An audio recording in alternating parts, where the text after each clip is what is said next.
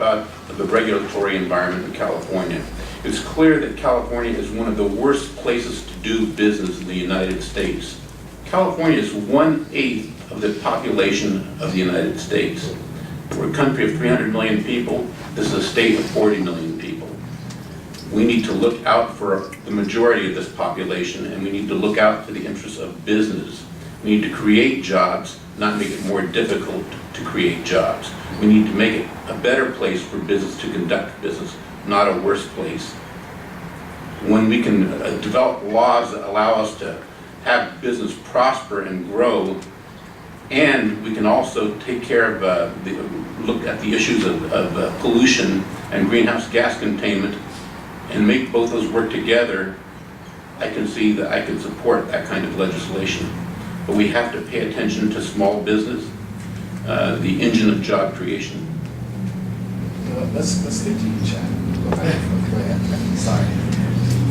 Well, I mean, for us, we're focused on health. And for us, the health implications are pretty clear. I mean, there have been reports that show that our communities suffer disproportionately from heat events as a result of increased GHG emission, from the co-pollutants produced by GHG emitters, particularly refineries. So if we create those businesses, okay, if we create minority businesses, we've still got to live in our communities. We still have to breathe the air. And recent studies, our 2004 study shows that children who are exposed to those pollutants at an early age suffer retardation of lung development. So, I would like to see, I want to make sure that we're innovative, but I also want to make sure that we're doing it in a healthy way. All right.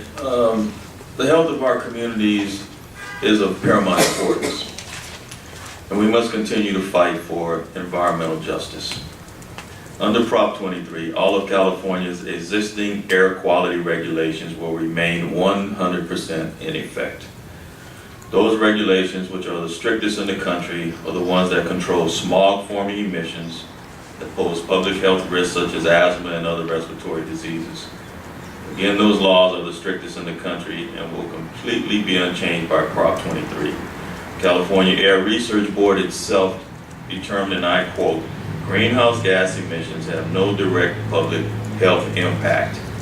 Also, whether Prop 23 passes or not, green technology will continue to move forward. We will have alternative energy forms created and produced and brought to this state.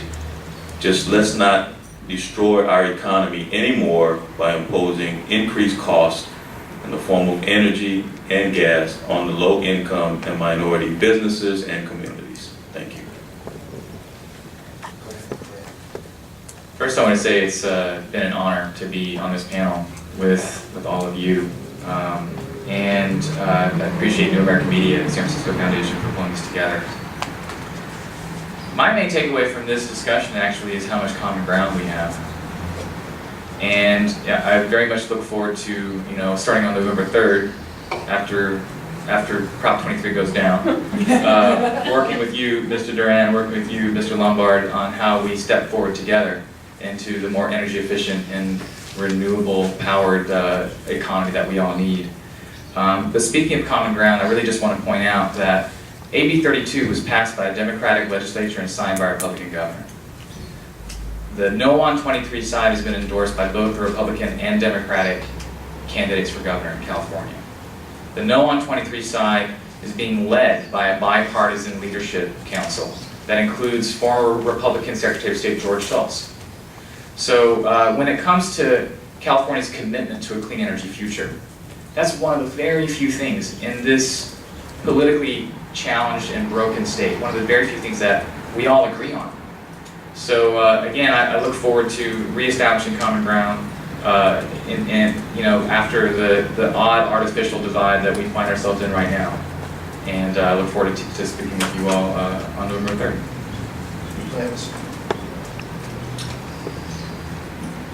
In February, I flew with a delegation from the state of California to Tokyo for 36 hours. which is bad for my carbon footprint, to try to persuade the Toyota Motor Company to keep the NUMMI plant in Fremont open and to save the jobs of those workers. We were only very partially successful. The only success we had was that part of the plant will be kept open because Toyota was willing to invest in California as a way of keeping its foothold in the electric vehicle market by partnering with Tesla. That was the only reason that Toyota agreed to keep even part of the Fremont plant open. Now, I think this story tells us two things. One, it tells us that California's strongest suit in growing its economy and protecting jobs is clean technology innovation.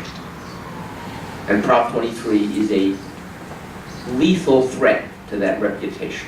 Whatever the reality, it's a lethal threat to the reputation of this state as a clean technology innovator. But second, my story also tells us that AB 32 is not magic pixie dust that's going to solve all the state's problems. This state has some very, very serious job-creating economic development problems that have not been fixed and will not be fixed by AB 32. Small business does get left behind. Yes, we have the toughest air pollution controls in the nation, but we also have some of the worst air in the nation in the San Joaquin Valley because the San Joaquin Valley hasn't had the same clout as coastal California to get its problems taken care of, in large part because of who lives there and who doesn't live there. So let's defeat Prop 23. Let's also defeat Prop 26, which is what big oil wants. That's Chevron's play, Prop 26, to make it hard to finance doing these kinds of things right. But then let's also develop an economic development plan for California that doesn't leave the San Joaquin Valley and communities of color out, and that doesn't leave small business out. We have a lot of work to do. Thanks, Mr. Pope. This was a great panel. I had a great time. How'd you guys like it? It was cool?